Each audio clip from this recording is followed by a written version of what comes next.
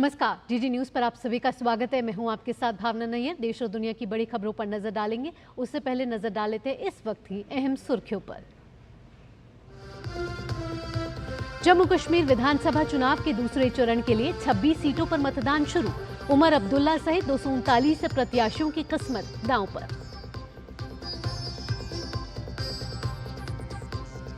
हरियाणा में चुनावी घमासान जारी। प्रधानमंत्री नरेंद्र मोदी आज सोनीपत के गोहाना में करेंगे विशाल जनसभा। नितिन गडकरी भी राज्य में करेंगे चुनावी रैलियां। वहीं बसपा सुप्रीमो मायावती भी उतरेंगी रण में। कांग्रेस समेत अन्य पार्टियों का भी धुआंधार प्रचार जारी।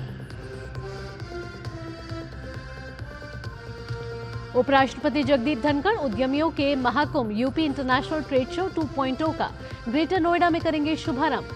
70 देशों के 350 उद्यमी होंगे शामिल।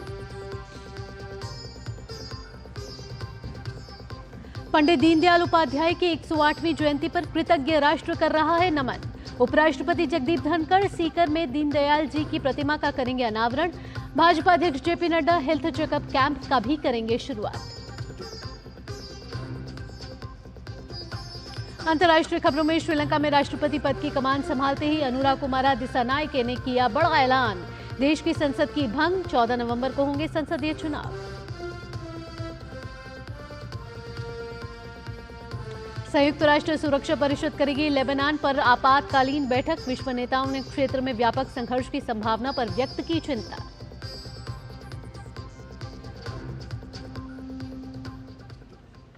सुर्खियों के बाद अब खबरें विस्तार से और शुरुआत करते हैं जम्मू कश्मीर विधानसभा चुनाव के दूसरे चरण की यानी कि आज की, जहां 26 विधानसभा सीटों पर मतदान शुरू हो चुका है। सुबह 7 बजे से शुरू हुआ मतदान शाम 6 बजे तक चलेगा। राज्य में स्वतंत्र, निष्पक्ष और सुचारू मतदान सुनिश्चित करने के लिए वेबकास्टिंग सुविधा के साथ 1056 शहरी और 2446 ग्रामीण सहित 3502 मतदान केंद्र स्थापित किए गए हैं।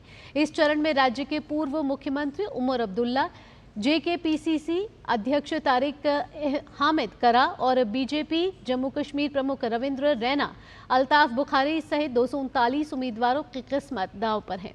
दूसरे चरण में जम्मू के रियासी, राजौरी और पुंछ और साथ ही कश्मीर घाटी में श्रीनगर और बडगाम जिले में वोट डाले जा रहे हैं। साथ ही 15,500 से अधिक विस्थापित कश्मीरी मतदाता दूसरे चरण के चुनाव के लिए जम्मू, उधमपुर और दिल्ली में बनाए गए 24 विशेष मतदान केंद्रों पर आज अपने मताधिकार का प्रयोग कर रहे हैं। शांतिपूर्ण और निष्पक्ष चुनाव के लिए प्रशासन के लिए किए गए सुरक्षा के पुख्ता बंदोबस्त किए गए हैं। वहीं तीसरे और अंतिम चरण के चुनाव के लिए सभी पार्टियों ने अपना चुनाव प्रचार अब तेज कर दिया है। जम्मू कश्मीर में तीसरे चरण के तहत 40 विधानसभा सीटों के लिए 1 अक्टूबर को मतदान होना है। वोटों की गिनती 8 अक्टूबर को होगी।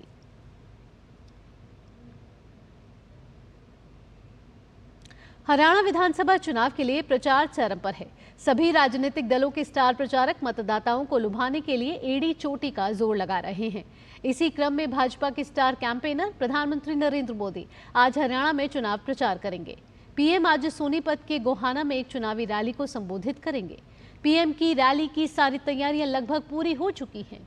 पीएम के दौरे के मद्देनजर सुरक्षा के कड़े इंतजाम किए गए हैं। केंद्रीय गृह मंत्री अमित शाह महाराष्ट्र के दौरे पर हैं। अमित शाह आज नासिक और कोल्हापुर में भाजपा कार्यकर्ताओं के साथ बैठक करेंगे।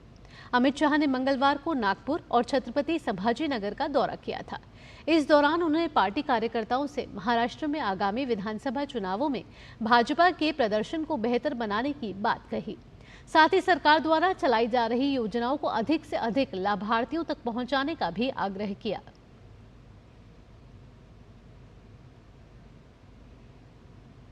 पंडित दीनदयाल उपाध्याय की 108वीं जयंती पर कृतज्ञ राष्ट्र आज उन्हें नमन कर रहा है। राष्ट्र निर्माण और समाज सेवा को अपने जीवन का लक्ष्य मानने वाले पंडित दीनदयाल उपाध्याय का पूरा जीवन सादगी, ईमानदारी और प्रेरणा की मिसाल है। पंडित दीनदयाल उपाध्याय मात्र एक राजनेता नहीं थे, वे उच्च कोटि के चिंतक, विचारक और लेखक भी थे। पूरी दुनिया को एकात्म मानववाद जैसी प्रगतिशील विचारधारा से परिचित कराने वाले दीनदयाल उपाध्याय भारतीय राजनीतिक और आर्थिक चिंतन को एक वैचारिक दिशा देने के वाले पुरोधा भी थे।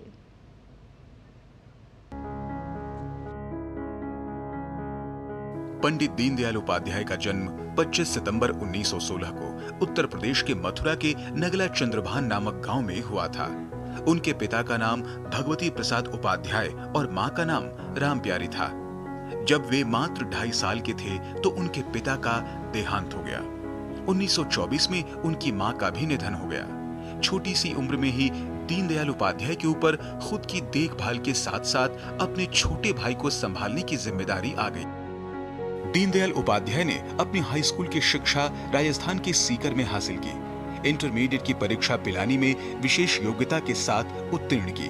उन्होंने सनातन धर्म कॉलेज कानपुर से 1939 में ग्रेजुएशन की डिग्री फर्स्ट डिवीजन से हासिल की। उसके बाद अंग्रेजी साहित्य में एमए की पढ़ाई के लिए आगरा के सेंट जॉन्स कॉलेज में दाखिला लिया। हालांकि ममेरी बहन की अचानक तबीयत बिगड़ने के कारण उन्हें एमए की पढ़ाई अधूरी छोड़नी पड़ी। दीनदयाल उपाध्याय ने अपना संपूर्ण जीवन राष्ट्र निर्माण और सार्वजनिक सेवा में लगा दिया। वे जीवन भर अविवाहित रहे। कानपुर में स्नातक करने के दौरान अपने मित्र बलवंत महाशब्दे की प्रेरणा से 1937 में वो राष्ट्रीय स्वयंसेवक संघ में शामिल हो गए। दीनदयाल उपाध्याय के नाम के साथ पंडित शब्द जुड़ने के पीछे एक दिलचस्प कहानी है। दरअसल कॉलेज के दिनों से ही वे धोती कुर्ता पहनते थे। ऐसे में एक बार जब वे एक प्रतियोगी परीक्षा में शामिल होने गए तो वहां मौजूद अन्य परीक्षार्थियों ने उनका पहनावा देखकर उन्हें पंडित जी कहकर बुलाना शुरू कर दिया और आगे चलकर उनके लाखों प्रशंसक और अनुयायी उन्हें आदर और प्रेम से इसी नाम से पुकारने लगे। ये अलग बात है कि उन्होंने उस परीक्षा में प्रथम स्थान प्राप्त किया। सरकारी नौकरी में चुने जाने के बावजूद उन्होंने राष्ट्र और समाज सेवा को ही चुना। 1942 में प्रयाग से बीटी का कोर्स पूरा करने के बाद दीनदयाल उपाध्याय ने संघ शिक्षा वर्ग का द्वितीय वर्ष पूरा किया और संघ के पूर्णकालिक प्रचारक होकर उत्तर प्रदेश के लखीमपुर जिले में आ गए। अपनी कर्मठता से 3 वर्ष में ही 1945 में वे उत्तर प्रदेश प्रांत के सह प्रांत प्रचारक बन गए। 1950 में श्यामा प्रसाद मुखर्जी ने प्रधानमंत्री जवाहरलाल नेहरू के कैबिनेट से इस्तीफा दे दिया और देश में राष्ट्रवाद की अलख जगाने के लिए आंदोलन शुरू किया। इसमें दीनदयाल उपाध्याय ने काफी महत्वपूर्ण भूमिका निभाई। 21 सितंबर 1951 को उन्होंने उत्तर प्रदेश के लखनऊ में एक राजनीतिक सम्मेलन का सफल आयोजन किया। इसी सम्मेलन में देश में एक नए राजनीतिक दल भारतीय जनसंघ की राज्य इकाई की स्थापना हुई। इसके 1 महीने बाद 21 अक्टूबर 1951 को श्यामा प्रसाद मुखर्जी ने दिल्ली में भारतीय जनसंघ के प्रथम अखिल भारतीय सम्मेलन की अध्यक्षता की और इसी के साथ भारतीय जनसंघ की स्थापना हुई। जनसंघ की स्थापना के साथ ही पंडित दीनदयाल का जीवन 2 भागों में समर्पित हो गया, एक राष्ट्रीय स्वयंसेवक संघ और दूसरा जनसंघ। भारतीय जनसंघ को देश की राजनीति में स्थापित करने में दीनदयाल उपाध्याय का नाम अग्रणी नेताओं में गिना जाता है। 1952 में उन्हें जनसंघ का महामंत्री नियुक्त किया गया। 1952 से 1967 तक लगातार वे जनसंघ के नीति निर्धारक और पथ प्रदर्शक की भूमिका निभाते रहे। इस दौरान वे पार्टी की नीति, रीति, संगठन, चुनाव, आंदोलन सबका संचालन करते रहे। दिसंबर 1967 में जनसंघ का अखिल भारतीय अधिवेशन कालीकट में हुआ। इसमें दीनदयाल उपाध्याय को भारतीय जनसंघ का राष्ट्रीय अध्यक्ष नियुक्त किया गया। पंडित दीनदयाल उपाध्याय राजनीति में हमेशा से शुचिता के समर्थक रहे।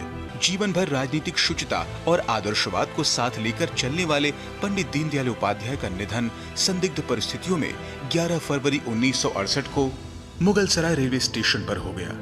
पंडित दीनदयाल उपाध्याय का राजनीतिक दर्शन मानव मात्र की आवश्यकताओं के अनुरूप जीवन दर्शन है।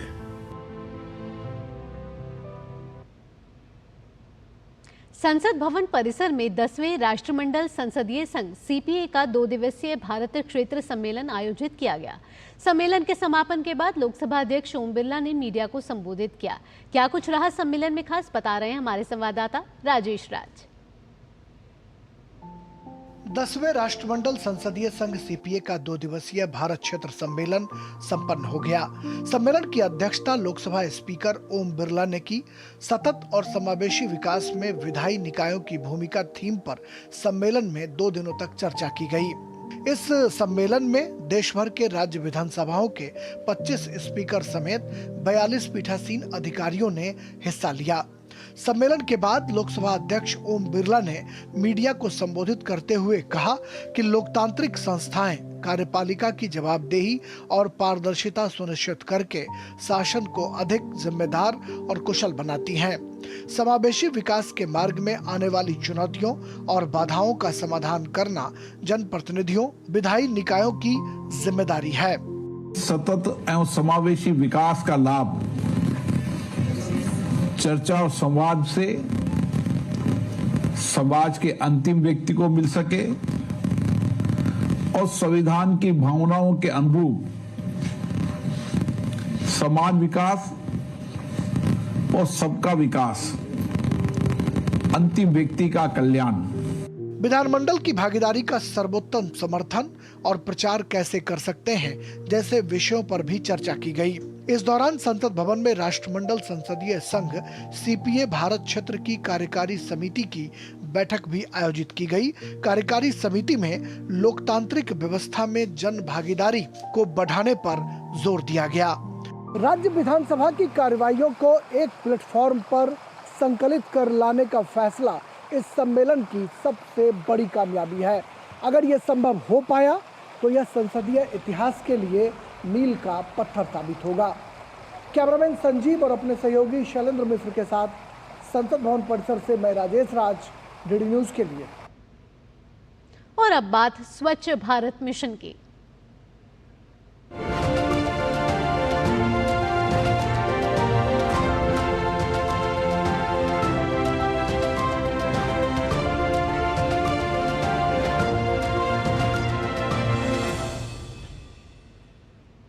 पूरे देश में 17 सितंबर से लेकर 2 अक्टूबर तक स्वच्छता ही सेवा पखवाड़ा मनाया जा रहा है।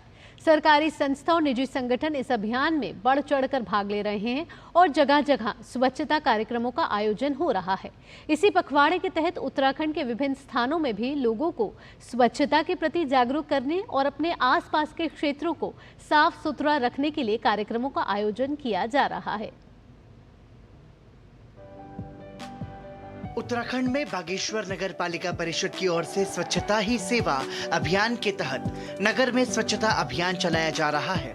इस अभियान का मुख्य उद्देश्य नगर में स्थित सभी धार्मिक, शैक्षणिक और अन्य सार्वजनिक स्थानों में स्वच्छता बनाए रखना है। बागेश्वर नगर पालिका के कर्मचारियों ने स्वच्छता ब्रांड एम्बेसडर पर्यावरणविद किशन सिंह मल्डा के नेतृत्व में जिला अस्पताल परिसर और आसपास के स्थानों में साफ सफाई की। इस अभियान में नगर पालिका द्वारा विभिन्न गतिविधियों, नुक्कड़ नाटक, सांस्कृतिक कार्यक्रम, स्वच्छता संवाद, पेंटिंग प्रतियोगिता के माध्यम से नगरवासियों को सफाई के लिए जागरूक किया जा रहा है। नगर पालिका के अधिशासी अधिकारी हयात सिंह परिहार ने कहा, इस सफाई अभियान के माध्यम से हमें नगर को साफ कर उन स्थलों को भी ढूंढकर साफ करना है जो अभी तक सफाई से अछूते रह गए हैं। वर्ष 2014 से हमारी माननीय प्रधानमंत्री जी ने जो स्वच्छता अभियान चलाया हुआ था, तब से लगातार बागेश्वर नगर क्षेत्र में सफाई अभियान चलाया जा रहा है। पहले तो काफ़ी ज़्यादा इसमें जो है कूड़ा दिखता था नगरों में, जहाँ जहाँ तहाँ कूड़ा बिखरा, मगर आज की स्थिति ये है कि मतलब काफ़ी लोग जागरूक हो रहे हैं, काफ़ी स्वच्छता हमारे नगर क्षेत्र में दिख रही है और पालिका द्वारा भी समय समय पर जो है कूड़ा अभियान, सफाई अभियान चलाया जाता है। वहीं नगर पालिका के ब्रांड एम्बेसडर पर्यावरणविद किशन सिंह मल्डा ने बताया कि लगातार लोगों को जागरूक करने के लिए स्वच्छता अभियान चलाया जा रहा है। अभियान में हर दिन अलग अलग स्थानों पर साफ सफाई की जा रही है।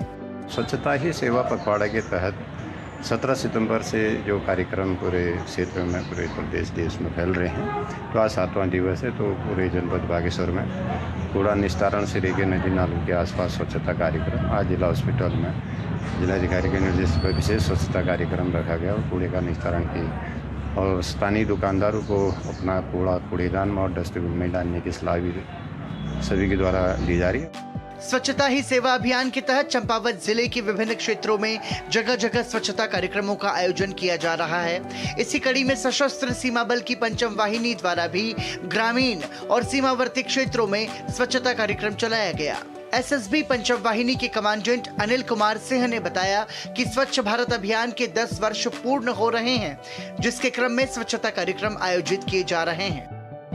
इस वर्ष 14 सितंबर 2024 से 2 अक्टूबर 2024 तक स्वच्छता अभियान की शुरुआत की जा रही है। इस साल का जो स्वच्छता अभियान का स्लोगन है स्वच्छता ही सेवा, और इसके तहत सभी कार्मिकों का 14 सितंबर 2024 को शपथ दिलाई गई, फिर 17 सितंबर 2024 को शपथ दिलाई गई। उसके बाद विभिन्न ऐसे सार्वजनिक जगहों बल्कि इंस्टीट्यूशंस को चिन्हित किया गया जहां पे स्वच्छता अभियान चलाकर न केवल स्वच्छ करना था उस जगह को, बल्कि लोगों में एक संदेश देना था कि स्वच्छता ही सेवा है।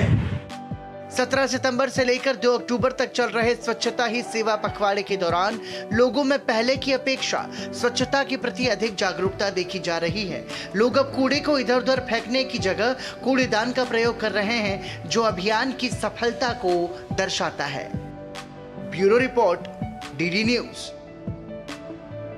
और अब बात कर लेते हैं तमिलनाडु के तिरुचिरापल्ली के रहने वाले सामाजिक कार्यकर्ता एस दामोदरन की, जिन्होंने खुले में शौच जैसी गंभीर समस्या के खिलाफ लड़ाई लड़ने की सोची। एस दामोदरन ने पिछले 37 साल में करीब 6 लाख शौचालयों का निर्माण कराया है। साथ ही उन्होंने 500 से अधिक स्कूलों में भी शौचालय बनवाए और अपनी संस्था ग्रामालय के माध्यम से करीब 30 लाख लोगों को स्वस्थ जीवन जीने के लिए प्रेरित किया। एस दामोदरन के इस काम को देखते हुए सरकार ने उन्हें पद्म पुरस्कार से सम्मानित भी किया। शौचालय सिर्फ एक 4 दीवारी नहीं, एक स्वस्थ जीवन जीने का तरीका है। महिलाओं के लिए एक इज्जत घर है, सुरक्षा स्वावलंबन का प्रतीक है। स्वच्छता अभियान को एक आंदोलन बनाया प्रधानमंत्री नरेंद्र मोदी ने, लेकिन जमीनी स्तर पर कई ऐसे स्वच्छाग्रही हैं जिन्होंने इसमें अपना उल्लेखनीय योगदान दिया है। 37 वर्ष पहले त्रिची के एस दामोदरन ने अपने कॉलेज के आसपास के गांवों और बस्तियों का दौरा करना शुरू किया। उनकी वो स्थिति उनके जीवन को एक नया मकसद देगी, ऐसा उन्होंने कभी सोचा नहीं था। दामोदरन के 37 वर्ष के कार्यकाल को, उनके योगदान को अगर समझना है तो कुछ आंकड़ों पर यहाँ पर नजर डालना हम चाहेंगे। अपने इतने वर्षों के काम में दामोदरन ने करीब 6 लाख व्यक्तिगत शौचालय बनाए हैं, करीब 500 से ज्यादा स्कूलों में शौचालय बनाए हैं और अपने संस्था ग्रामालय के माध्यम से करीब 30 लाख लोगों को उन्होंने एक स्वस्थ जीवन जीने के लिए प्रेरित किया है। स्मार्ट टॉयलेट्स और विभिन्न परियोजनाओं के साथ साथ एस दामोदरन ने करीब 6 लाख महिलाओं को, 6 लाख युवतियों को महामारी के दिनों में स्वस्थ रहने और साफ सफाई का भी उन्हें जानकारी दी और उन्हें जागरूक किया है।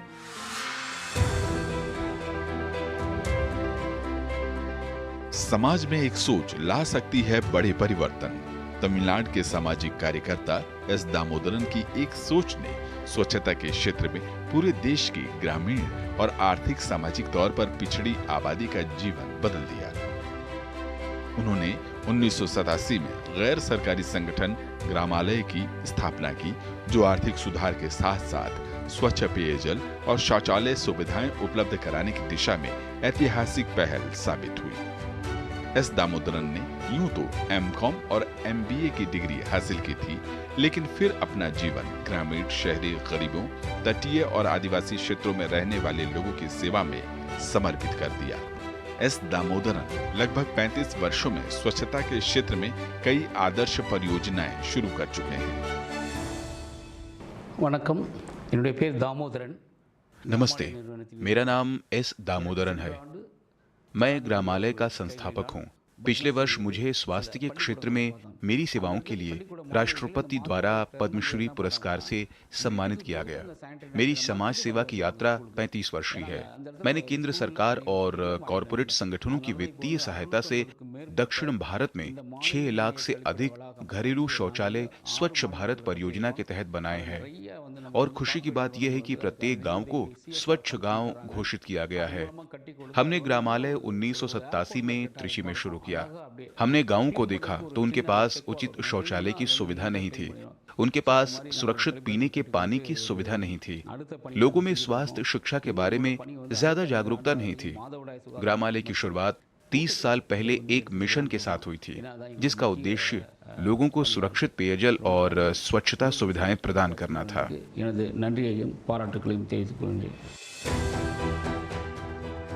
खुले में शौच से मुक्ति की अवधारणा एस दामोदरन की ही देन है, जिसे सरकार ने भी अपनी योजनाओं में प्रमुखता से सम्मिलित किया। ग्रामालय के प्रयासों से ही 2003 में ही तिरुचिरापल्ली के थंडावमपट्टी गांव को भारत का पहला खुले में शौच मुक्त गांव घोषित किया गया। हालांकि लोगों को घर में शौचालय बनवाने के लिए मनाना आसान नहीं था। उनके मार्गदर्शन में समग्र स्वच्छता अभियान, केंद्रीय ग्रामीण स्वच्छता कार्यक्रम, निर्मल भारत अभियान, कम लागत वाली स्वच्छता योजना और स्वच्छ भारत मिशन ग्रामीण जैसी कई सरकारी योजनाओं के माध्यम से 6 लाख से अधिक घरेलू शौचालयों का निर्माण हो चुका है। வணக்கம், என் பெயர் संपत राज। नमस्कार, मेरा नाम संपत राज है। मैं ग्रामालय में काम करता हूँ। मैं लगभग 12 वर्षों से इस संगठन से जुड़ा हुआ हूँ। हमें इस बात पर गर्व है कि एस दामोदरन जी को उनके 35 वर्षों की सेवा के लिए पद्मश्री पुरस्कार से सम्मानित किया गया है। हमारा ग्रामालय अभी भी लोगों के लिए काम कर रहा है और हम आगे भी इसी तरह लोगों के लिए काम करते रहेंगे।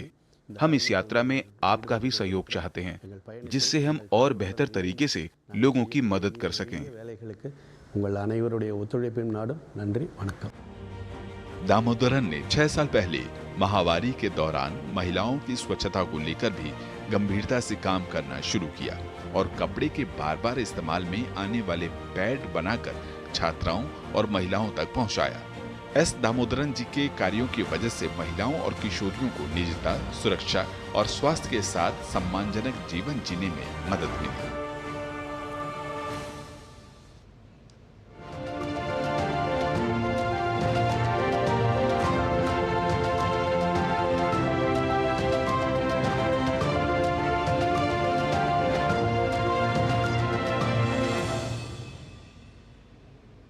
तो ये तो थी स्वच्छता ही सेवा 2024 से जुड़ी खबरें। आइए अब कुछ अन्य महत्वपूर्ण खबरों का भी रुख कर लेते हैं। उद्यमियों की आशाओं और संभावनाओं का महाकुंभ यानी Uttar Pradesh international trade show के दूसरे संस्करण का शुभारंभ आज से ग्रेटर नोएडा के इंडिया एक्सपो मार्ट में होने जा रहा है। उपराष्ट्रपति जगदीप धनखड़ इस मेगा शो का शुभारंभ करेंगे। ट्रेड शो 25 सितंबर से 29 सितंबर तक ग्रेटर नोएडा के इंडिया एक्सपो मार्ट में आयोजित होगा। ट्रेड शो से प्रदेश के उद्यमियों को नई ग्लोबल पहचान मिलेगी। दुनिया भर के देश प्रदेश के क्राफ्ट, क्विजीन और कल्चर से रूबरू होंगे। 70 देशों के 350 से अधिक उद्यमियों ने इवेंट में भाग लेने के लिए पंजीकरण कराया है। इस समय श्राद्ध पक्ष चल रहा है। सनातन धार्मिक मान्यताओं के अनुसार इस दौरान अपने पितरों का तर्पण किया जाता है। श्राद्ध पक्ष में गया में पिंडदान और ब्रह्मा कुंड में स्नान का विशेष महत्व है। मान्यताओं के अनुसार भगवान श्री राम ने भी ब्रह्मा कुंड में स्नान कर यहाँ पिंडदान किया था। देखिए गया से हमारी खास रिपोर्ट।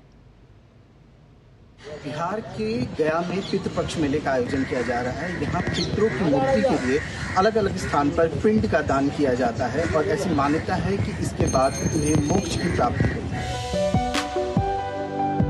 बिहार की गया में चर्चित पितृपक्ष मेला चल रहा है। ये मेला 17 सितंबर से शुरू होकर 2 अक्टूबर तक चलेगा, जिसमें 45 पिंड वेदियों पर पिंडदान का विधान है। प्रेतशिला भी इन्हीं वेदियों में से एक है। प्रेतशिला में पिंडदान से पितरों को प्रेत योनि से मुक्ति मिलती है, उन्हें ब्रह्मलोक की प्राप्ति होती है। भगवान ब्रह्मा जी ने वरदान दिए थे, श्राद्ध कहीं पर भी करोगे, पिंड इस स्थान पर दोगे, पिता माता भाई बंधु इष्ट मित्र अकाल मृत्यु से जो मर जाते हैं सभी का पिंड इस स्थान पर पड़ेगा, तभी उस प्राणी का मुक्ति है। और इधर उधर देने से, रास्ता में पिंड छोड़ने से उसका मुक्ति नहीं है। मान्यता है कि जिस भी व्यक्ति की अकाल मृत्यु होती है, ऐसे पितृ प्रेत योनि में चले जाते हैं। कहा जाता है कि प्रेतशिला पिंडवेदी पर उनका वास होता है। इसे लेकर पिंडदान अपने पितरों को प्रेत योनि की बाधा से मुक्त कराने के लिए यहाँ पिंडदान श्राद्ध करते हैं। पितृदोष दूर हो, ये प्रेतशिला है। यहाँ का क्या महत्व है? प्रेत आत्मा है बसे हुए, इनके प्रकर में लगाने से प्रेत आत्मा का वास है, यहाँ छुटकारा हो जाता है प्रेत आत्मा।